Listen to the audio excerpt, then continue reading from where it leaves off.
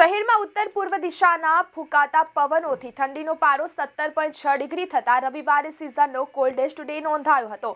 સિઝનનો સૌથી ઠંડો દિવસ છતાં સરેરાશથી લઘુત્તમ તાપમાન 1.5 ડિગ્રી વધારે છે। ડિસેમ્બરમાં સરેરાશ 16 ડિગ્રી લઘુત્તમ તાપમાન નોંધાય છે।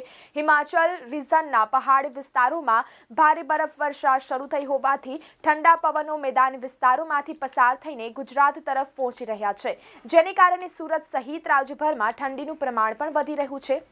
ડિસેમ્બરના આગામી છેલ્લા અઠવાડિયામાં ઠંડીનો પારો 17 થી 19 ડિગ્રી વચ્ચે રહેશે। ઠંડી સામાન્ય જ રહેશે તેમજ હવામાન વિભાગના જણાવ્યા અનુસાર સુરત શહેરનું મહત્તમ તાપમાન 32.6 ડિગ્રી અને લઘુત્તમ તાપમાન 17.6 ડિગ્રી નોંધાયું હતું, તો ગઈકાલની સરખામણીમાં મહત્તમ તાપમાનમાં 0.6 ડિગ્રીનો વધારો અને લઘુત્તમ તાપમાનમાં 1.2 ડિગ્રીનો ઘટાડો થયો હતો। વાતાવરણમાં સવારે ભેજનું પ્રમાણ 45% અને સાંજે 46% નોંધાયું હતું।